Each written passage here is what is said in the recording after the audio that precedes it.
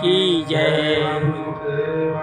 जय माता की जय, दादा गुरुदेव की जय, धर्म की जय हो, धर्म का नाश हो, प्राणियों में सद्भावना हो, विश्व का कल्याण हो, भारतीय को हरिद्वार की जय हो, गायत्री तत्व मथुरा की जय हो, योगेश धावल खेड़ा की जय हो, गंगा मैया की जय हो, गंगा मैया की जय हो, तीर्थराज प्रयाग की जय हो, बोले हर हर महादेव। जितने भी भाई बहन यहाँ रुके हुए हैं अवसर सूचना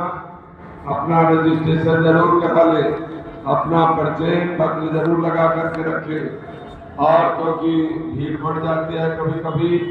रात में भी लोग आ जाते हैं, तो इसका भी ध्यान रखना है। कौन व्यक्ति आ रहा है, जहाँ आप लोग रुके हैं तो दूसरा व्यक्ति तो नहीं आ रहा है, क्योंकि अब रुकने वाले 8